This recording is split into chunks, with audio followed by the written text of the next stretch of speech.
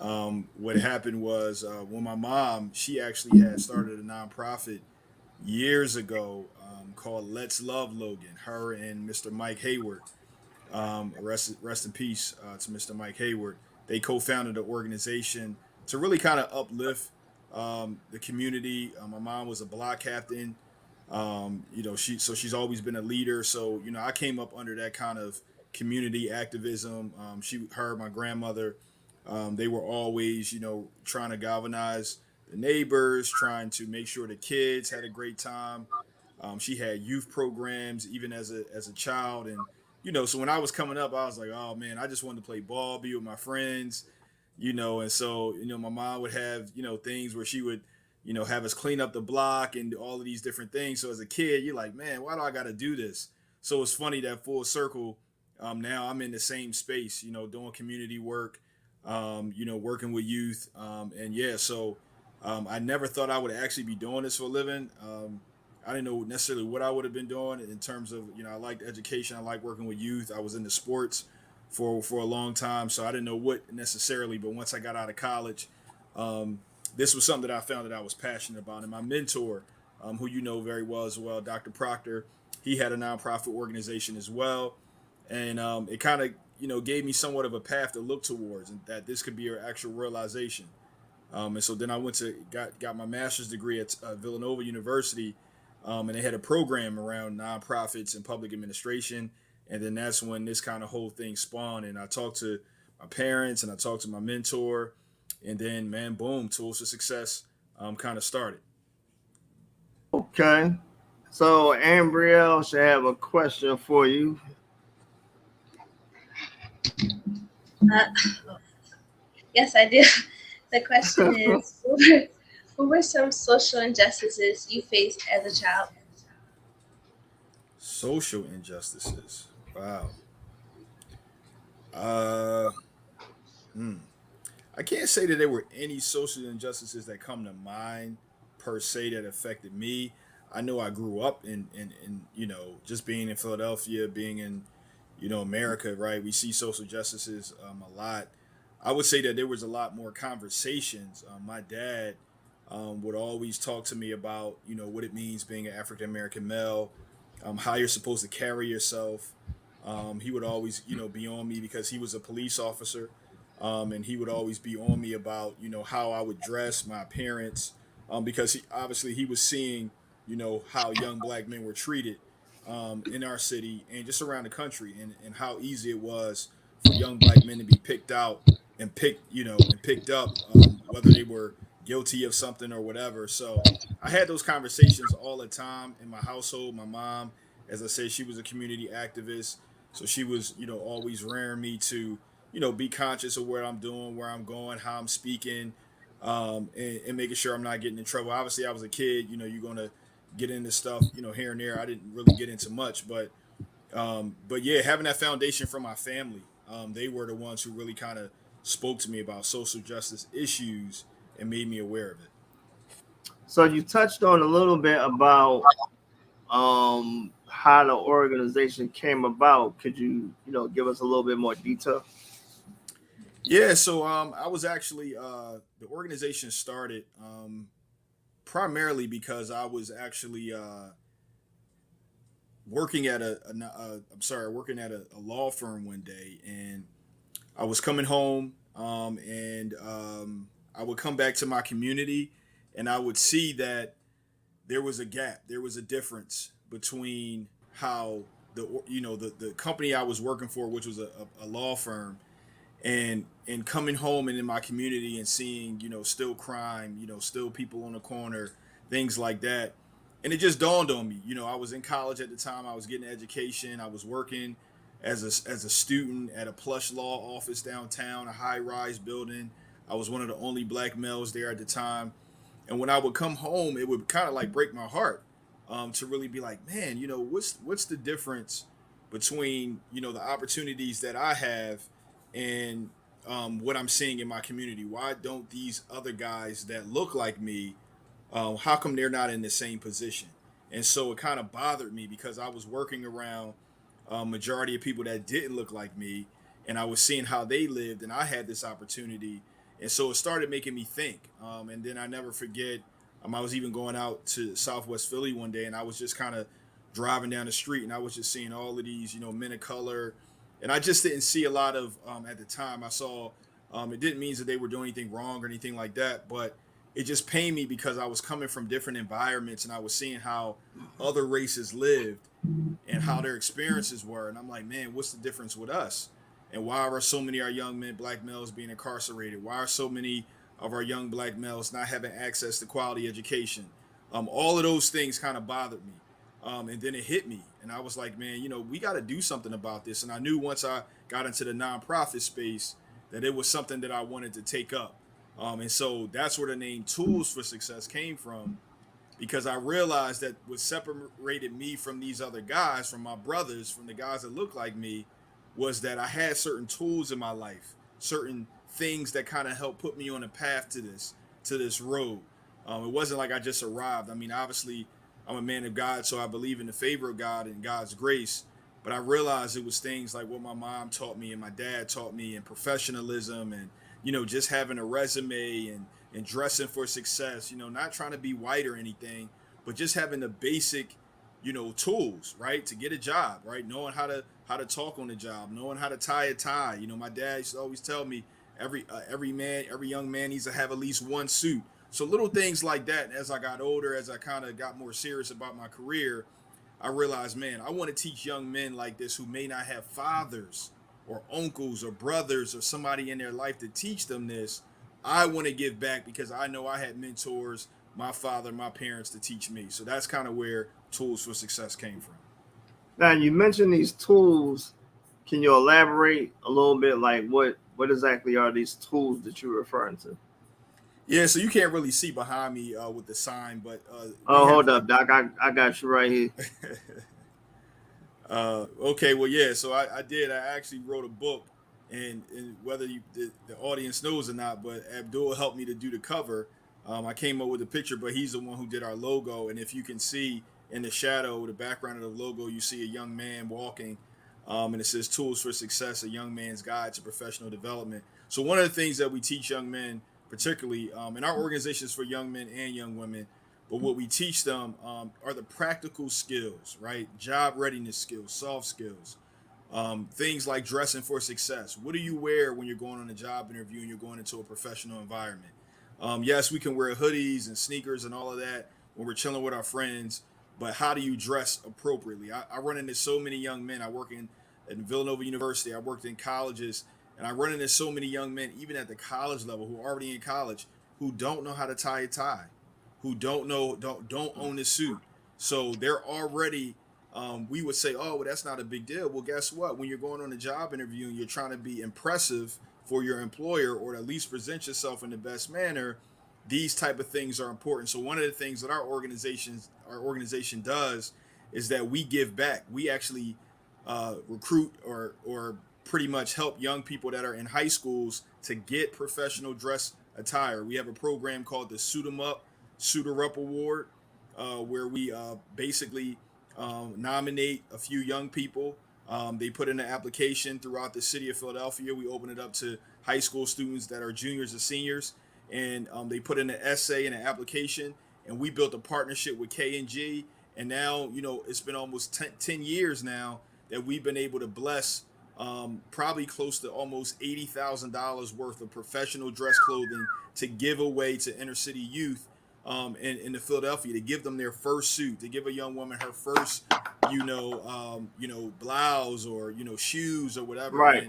And so that and it was an idea that just came to me because that's a simple thing. And when I talk about these tools, Abdul, to get back to what you were saying, sometimes we think this stuff is like a lot. It's really not. It's just practical stuff, like being prepared for a job interview, having a resume, having a suit. All right, and even beyond that, let's say you don't work in an environment where it calls for that. Well, guess what? Professionalism works in any environment, whether you're doing construction, whether you're working in the law office. So we teach kids about time management and being on time, and how to show up to your interview, and how to be professional. I mean, I never forget one time where I was working at a factory right out of college because I couldn't get a job in the industry that I really wanted, which was education at the time. So for about 6 months, I had to work at a factory. My dad got me a job with one of my cousins, and I worked at a factory. And I showed up to the factory job not really knowing what to expect. I showed up in a suit, and they pretty much looked at me like, "Where are you going?" Right? Like, why are you here with a suit, man? Guys was in there with khakis and beat up shirts. I didn't realize I was going to be working in the factory carrying boxes or whatever because I was used to corporate America. But Right. one of the things that it showed me was because I presented myself that way on day one, they had already looked at me like, wait a minute, this guy he may be better than just being on an assembly line or tearing up some boxes or screwing some, unscrewing some nails out of a box or TV. He actually may be someone that we can put in the office. So I always say dress for where you're going. It's not about wearing a suit all the time. But whether you're going to church, whether you're going to a religious institution, a graduation, every young man needs to be able to learn how to switch it up, right? We talk about this thing called code switching. Well, our young men have to be at an advantage to be able to switch it up. And what do I mean by that? Society already has, black men, particularly in many instances, at a disadvantage, because of the way we're portrayed. So sometimes little tools, little skill sets doesn't mean you're trying to be somebody else. It just means that you're prepared for the opportunity. So that's what we try to train young men, not just with suits and all of that, but also too with education, right? Knowing that there are options. We're getting ready to have a career camp next week at Temple University, my alma Mm-hmm. mater, and it's called Career Camp. That was an idea that my board came up with. My mom, myself, Dr. Proctor. My mom actually came up with the name, and it was just an opportunity to allow kids to explore different careers. Because one of the things that's missing in the black community, and particularly in urban communities, not just black, but urban Mm-hmm. communities, is exposure. Right.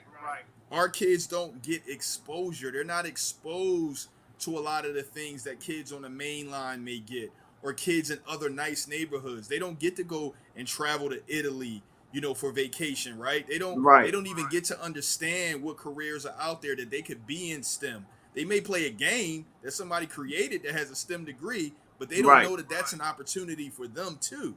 So what we try to do through career camp is to not only teach kids professionalism, but to really help expose them to a variety of career paths that they could really, really learn about, whether it's law, medicine, research. So we have organizations from all over the city coming to teach in various areas. We got college tours going on. So we're really doing it big to try to help our city and our young people. And we got a grant, thanks to the Targeted Community Investment Grant, to help us to pay for this career camp this year. So we're very thankful for that. And I'm thankful for our board and my mom, who's our board president, everybody that's working behind the scenes, our staff, everybody. So we're really excited. That's what's up, man. Hold on. Where Ambriel got the next question for you?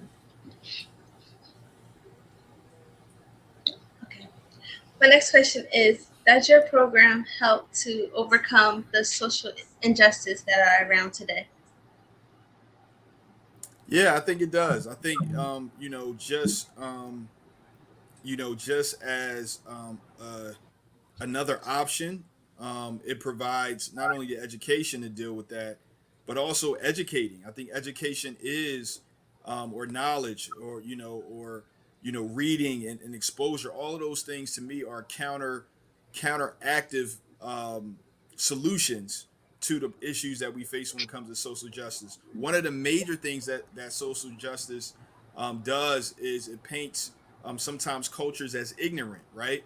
And it paints them as not being able to achieve certain things. So we promote education. I know you believe, and I know your sisters, you guys are big with education, but we believe in it. And so we're having it at Temple University. We're having our camp there. We believe in putting kids in the environment. And here's the thing: it's not just about getting them to go just to college. It's about exposing them to the opportunities that are out there. One of the biggest things in our city and in our society, particularly in our communities, is that the kids are not exposed to stuff. They don't know where the opportunities are. You'd be surprised how many parents are trying to get their kids involved who want to. And so we need positive programs, mentor programs, career programs, sports programs. We need as many things as we can to give, and that's the word, to give our kids alternative ideas and opportunities. It's okay to grow up in the neighborhood, right? And to grow up in that environment, but what are the alternative identities that are out there that you could potentially, pursue, whether it's careers, etc. So that's what we try to do. We try to teach our kids and promote things that sometimes seem corny, right? Like education. Well, guess what? We try to make education fly. We try to make it dope, from everywhere to how we design our t-shirts to how I address the kids. I let them know, listen, I'm not corny. I'm not some old guy that doesn't understand. I'm right where you are, right? We could dress like you, look like you, but here's the thing. If y'all really want to get the bag, if you really want to be great, there are some steps. And I'm an example of what that looks like. There are some things that you have to have in line. So we try to tell the kids, yeah, you can have a fly car, you can have a beautiful house, you can have the jewelry and all that stuff, but there's also some steps that you want to make sure you get so that you don't miss out on setting up yourself for a positive future. Well, listen, you said some things that really like hit to a point, because these kids in the inner city, they don't have the exposure. And just like I said, with the two tools that I brought up, that ice cream scoop and those Mm-hmm. wire cutters, they have the wrong tools. Right. And they don't have the tools that they need necessary to be successful. But then here's the thing: this might be the only tool their whole family had. Mm-hmm. You understand what I'm saying to you? And because that was me. Right. I ain't have, tell you the truth, I ain't have really no tools. You know what I Right. mean? Like, some people go off of, how can I say, the repairs of somebody else. Mm. Like when they say, well, hey, Mr. Leroy won't get the post office, or you finish school and you can get a job at the post office. That's pretty Mm. smooth. And I think in the inner city, it's not a lot of parents just like encouraging their kids, for one, to go to college, and then for two, to pursue and be the best person that they can be.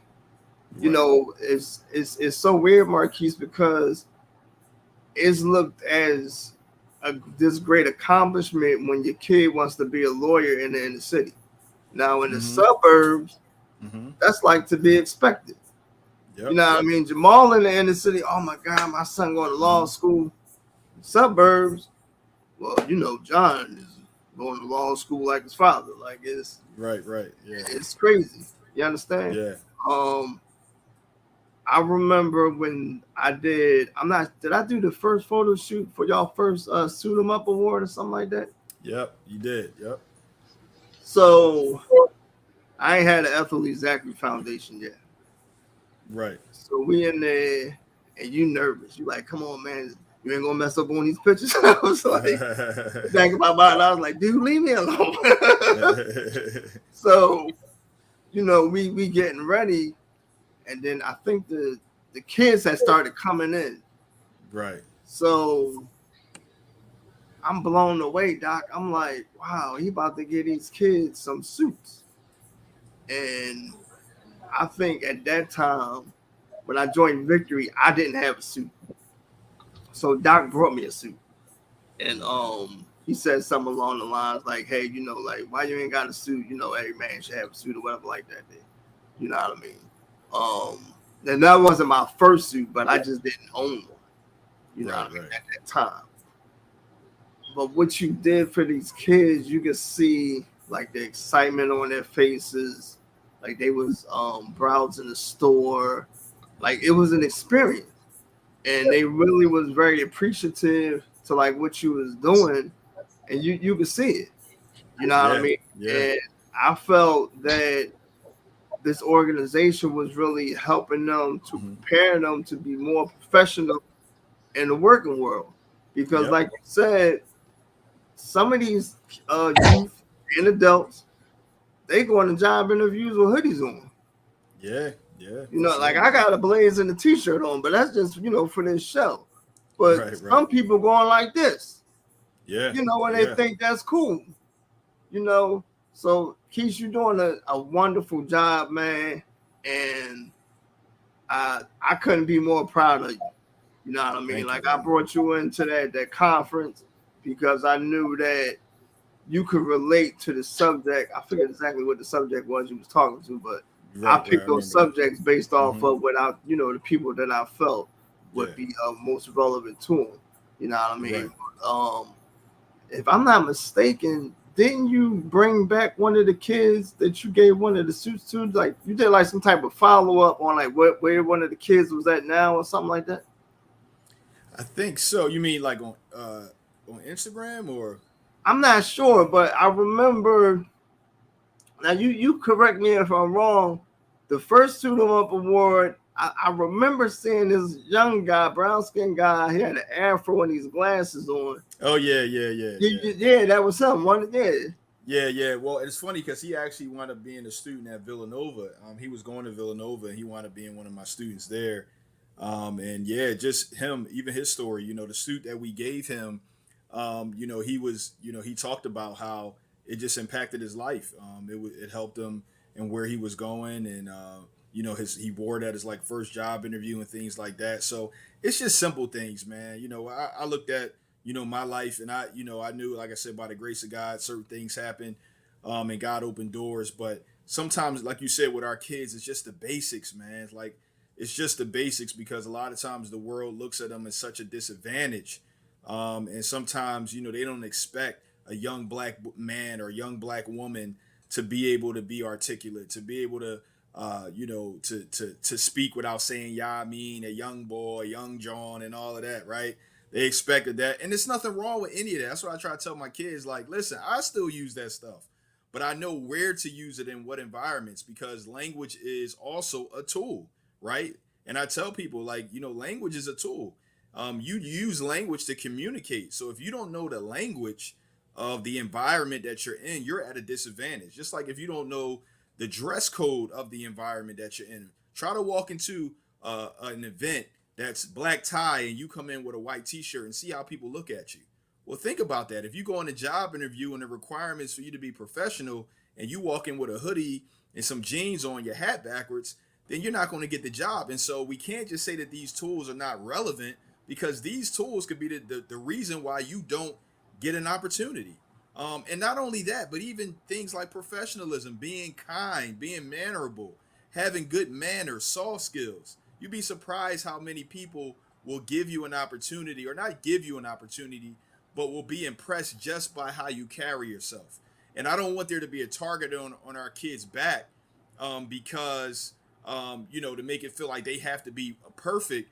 But in all honesty, it's a shame, but sometimes we do have to be better than average, in order to get certain opportunities. We're not afforded the opportunity like some other people are, to mess up, to come in, and somebody be like, oh, that's just Johnny, I know his mom, he's still good even though he cussed them out and all that. We don't have that opportunity. So it's a shame, but it does mean that we teach our young people how to be sharp. And not only for the white man or any man, but we teach them to be sharp for themselves, not just in their look, but in their language and how they carry themselves, and all of those things, right? So, like we do with the career camp, we provide, resources. My thing is exposure, helping these young people learn the skills, because, like you mentioned, sometimes whether it's a lack of parenting, whether the kids just don't have the mentorship, somewhere they got to get this.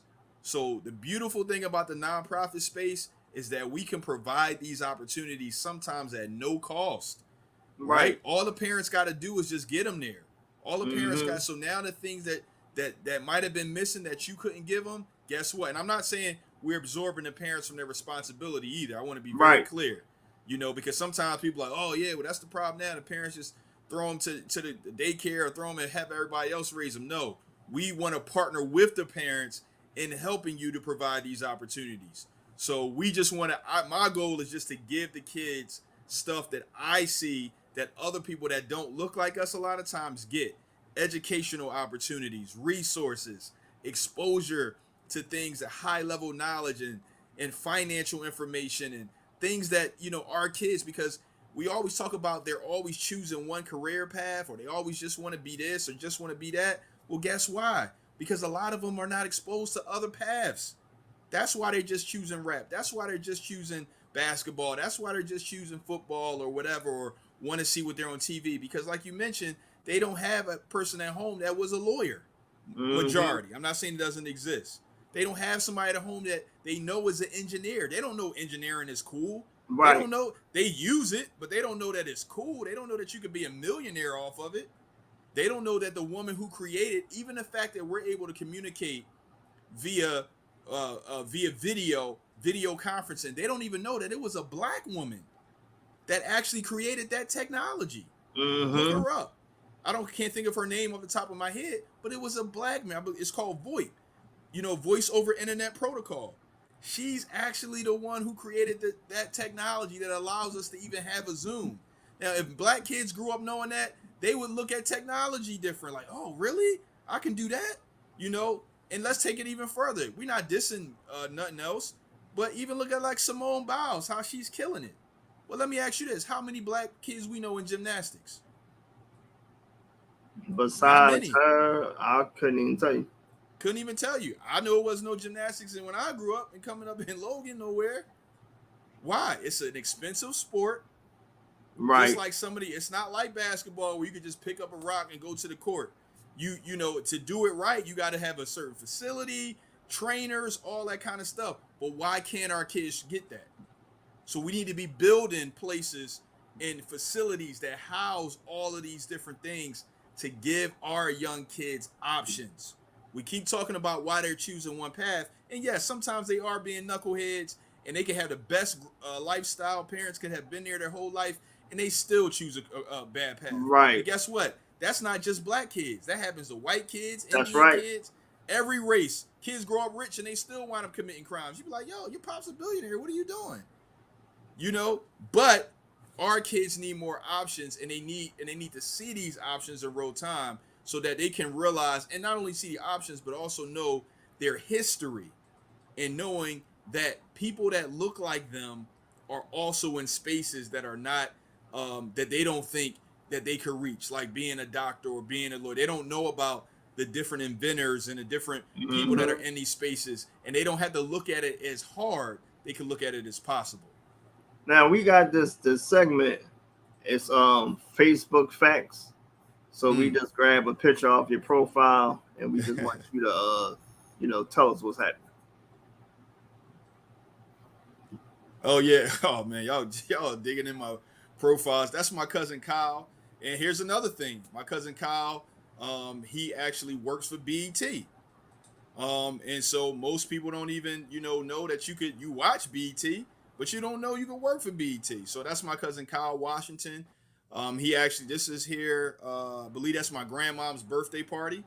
Yo, man, that's funny. Y'all pulling random old pictures, man. That's Mm-hmm. my cousin Kyle Washington. He works for BT. That was my grandmom's. I think that's my grandma. I don't remember what birthday that was. Forgive me, but that was That's back in all the right. day. That was back in the day. But yeah, he works for BT, man, and he flies out. He's the person that works with the commercial stuff, and so that's what I'm saying. There's so much stuff behind the scenes, man. So real quick, um, we talked about the first book. Just give us some real quick information on here before we let you go. Here's the second book right here. Give us a little synopsis about this one. Yeah, so the second book is called A Young Woman's Guide to Professional Development. So, with all of these books, if you're interested in purchasing them, and I do encourage you to do so, yes, right, I'm putting a plug in. You can go on Amazon. I'm thankful that my church, Arnaz Ministry, has a publishing company who helped me publish this. My mentor, Dr. Proctor, in that ministry, and Pastor Apostle Ellis with his ministry, helped me to actually be able to bring this to fruition. But just to kind of get to the main idea of the book is actually the female version of the male book. So it teaches young women about job readiness skills, how to dress for success, how you're supposed to conduct yourself in the workplace, the skills and the tools that you need to be successful in the workplace, or when you're applying for a job, or any place that you're going for an interview. It talks about code switching, and how you can, navigate languages to your advantage. It talks about knowing the atmosphere So I don't want to give away everything. Right. But you can purchase that. You can purchase that book online.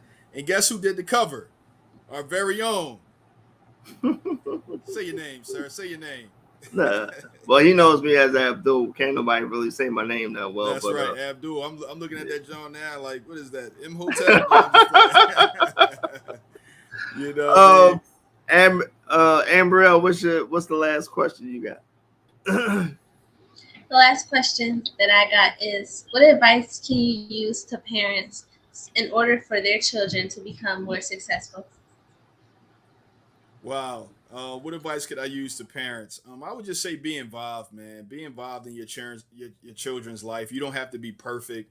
You don't have to have all the answers, but you got to be there. You got to be there. The Bible says, train up a child in the way you should go.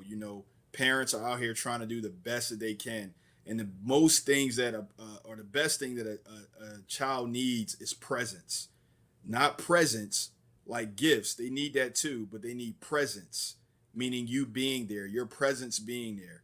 It's nothing like, a parent being there to support their child when they go to a basketball game or football game. And so I encourage fathers, mothers, just be in their lives, talk to them, have those real conversations, share your knowledge and wisdom with your child. It's to grow up in this world without a parent is rough, man. To grow up in this world feeling like you don't have support. The main thing a child needs when they're growing up is support. That's They right. need support. Now, don't get me wrong. They need discipline. So please discipline your kids too. That I do go believe along with in that support. but that discipline. That's what it is. So the support of your tail. That's what that is. Mm-hmm. They need support, man. I think a lot of times if our kids felt the support, they wouldn't try to get it from other places. But I will say this because I've heard this a lot. Sometimes parents are providing support for their kids, Right. but they still are choosing the wrong path.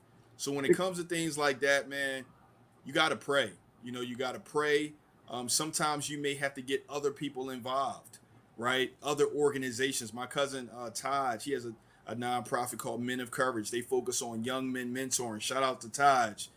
He has a program for young men. And guess what? They have a parent program. But even Mm-hmm. outside, you have a lot of single mothers who have their sons in the program. Well, guess what? Those young boys don't have a father, but now they have Taj. Now they have Men of Courage. Now they have other young men. It's the same thing with Tools for Success. A lot of our students are young men, are young women. They may have the support or they may not. Sometimes Right. they have great support, but their parents still realize, guess what? Mr. Coates can give them something that I can't. And so I would say number one is support. Number two is exposure. You definitely have to have exposure. And number three is love. Number three is love. So I would say support, exposure, and love. You give your child those things. And I would say, and maybe I would say the last thing is tools, right? We're talking about tools for success. Right. Tools. Give them some practical things that they can use to better themselves in their life. Give them some basic things. Tell them Mm-hmm. to talk, teach them how to be polite. Teach them how to say thank you. Teach them how to say sir, ma'am. Teach them how to come in a house when they're supposed to. Teach them how to clean their room. Teach them about finances. Teach them about even the gifts that they have. Encourage their gifts. That's another one. They kind of coming to me now. Encouragement. Encourage the kid. If you see that they have a gift, push them out there. Help them to do it. Give them a platform. Cultivate that thing because it's going to have a return on it. Because number one, it's going to lock them into something that they realize that, wait a minute, I'm actually good at this. Right. So now their focus is not where it should not be. It's now focused on what I can be. And so that's what you want. You want your kid to know that they can dream, that they can have a vision, that they can push forward, and that they can have something to look forward to. Kids always talk about being bored, but if you put your kids and keep them in, and I will see this is the last one, Right. activity. You gotta give them activity. Kids, you gotta keep them involved, which I love right now. Ambrielle is on with you. Guess what? She's involved. This is training ground. Even She though about she's to be young, the only one on here soon. yeah, I'm about to say, Ambrielle. Matter of fact, how old are you, Ambrielle? 14. 14 years old. But guess what's happening? She's being molded by her father. She's been given a chance. So who knows? She may grow up being a news anchor, or she may have her own podcast. Why? because she learned how to do something. She got a skill. She got something else. So she don't have to just be out here tripping and wilding out with her girlfriends at, doing some nonsense, because now she has another focus. Now, yeah, she can have fun. They can go in Cancun and wild out when they need to. But guess what? Sis gonna come back home and make sure that business is right. Make sure she handling her what she's supposed to handle, and do what she has to do. I'm not saying you can't have fun, but it's again understanding the Right. balance, the balance. And sometimes our children don't have the balance, and it's not their fault all the time. Let me be very clear. It's not their fault. Sometimes it's the circumstance, it's the parenting, it's the neighborhood, it's the police, it's whatever. It could be, and I'm not blaming them, but it could be anything. But we need to have that balance of, okay, I have opportunity over here and exposure over here, and I still have my family and everything over here. So we definitely, Keyside, I appreciate you for coming through. I know I supposed to have been had you on here, but Yeah, things man, happen. put me on last. That's all right, bro. My bad. You actually wanted this the third season, so you Okay. up on the top of the Oh man, list. you got a Netflix series going on, huh, man? Yeah, we trying to just do a little organization here. So, but All right, listen, all right. I'd love to have you back on. We probably Absolutely. could dive into the books a little bit. Yeah, yeah, for Um, sure. I'll definitely throw something together for you, put it up on the the web page. I mean the Facebook page for the foundation in regards to your books. But I thank you Right. for your time so much, No doubt, sir. man. Appreciate you, man. All right, Doc, All and right, brother. pleasure seeing you.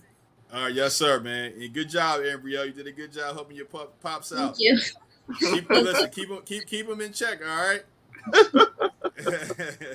All All right, right, y'all. Keith, Love good y'all. talking Peace. with you. So that was Mr. Marquis Copes. He is the CEO of Tools for Success. Um, I just wanted to ask Ambrielle, what did you think about what Mr. Coates was saying in regards to the activities, well, the exposure that the children need, to get on the right path. I think that he was correct. I feel like that kids need to be, if they wanna like, when they get older, they wanna work in the field, like a field of art, then they need to learn it from a young age. So like if they start drawing portraits, going to art school, going to art camp, they need to start at a young age, so that when it's at a young age, then when they get older, they already have that experience. And so they'll be experienced at this topic, and it'll be better for them when they get older. They'll be more, yeah, experienced. All right. Um, so what Marquise didn't really realize is that Ambrielle's dream is to be a director. Mhm. Um, I think I started this podcast maybe like 2 years ago, maybe. And I just wanted to be, like a voice for the foundation. And trust me, it's a whole lot more organized now. So there's a angry black man talking about how bad y'all suck at parenting or whatever like that. Some of y'all still suck, but it ain't that bad. But um, so I figured that if I brought her on here, she could kind of navigate the way this program should go. She's come up with some great ideas. We got a new intro. Thing. I'm trying to see if I can show it to y'all. So this is the intro, real fast. I'm gonna show it to y'all.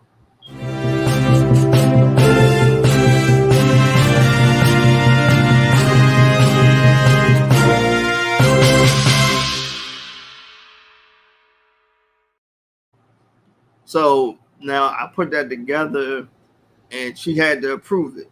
We had to agree on like the pictures that was on there, like the music and everything. And that's what directors do. They go over the materials of films and documentaries and things like that. So also she is working on this documentary here. I'm helping her out.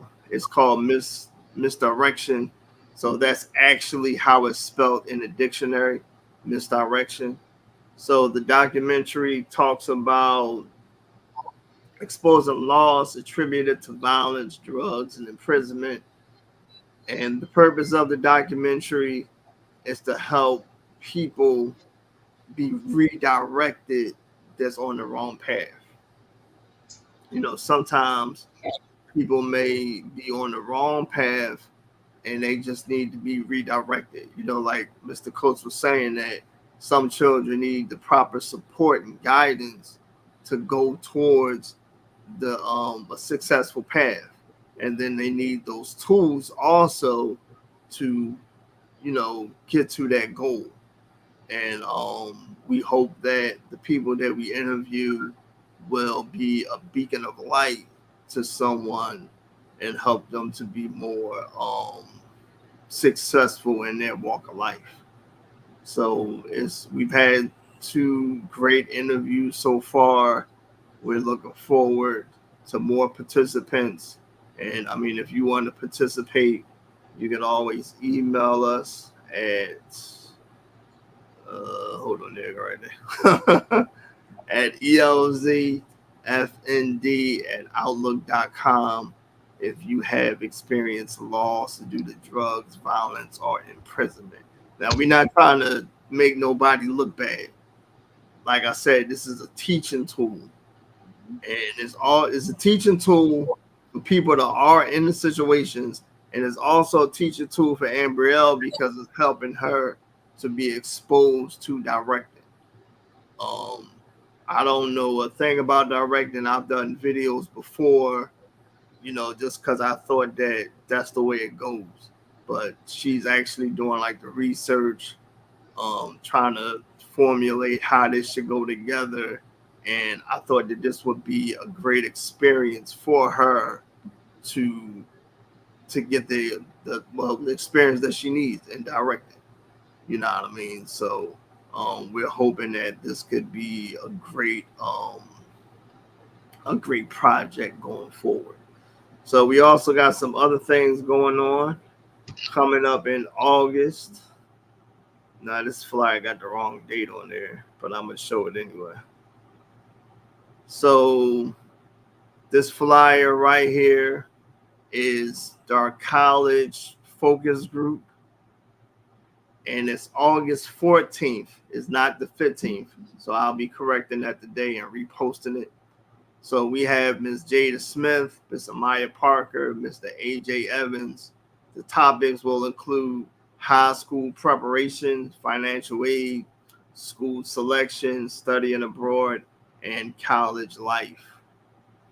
Now, let me just mention something to the children or the youth that's interested in college. College and high school is two different things. In high school, or just school period, elementary to high school, first through 12th grade, you may have students that will be disruptive in the classroom. Like you may be sitting next to Tyrone or Lily or whatever like that, and they talking or chewing gum or doing whatever, and it's a disruption to you. Or it takes the teacher like a half hour to settle the class down, and you just trying to learn. Excuse me. So that's not like that in college. In college, these are serious-minded individuals that want education. Don't get me wrong, it's not everybody that's like that, because the class clown is there too. But see, the one thing about the class clown in college is that he can't act like a class clown because nobody's really paying him attention. So in high school, you can be the class clown. Like you can be like, well, I'm gonna sit behind Ambrielle and I'm gonna take these little wire cutters and cut her hair.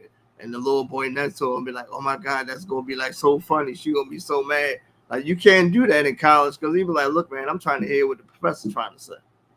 Because they serious. So don't be discouraged because of the environment in high school, because that environment is totally different in college.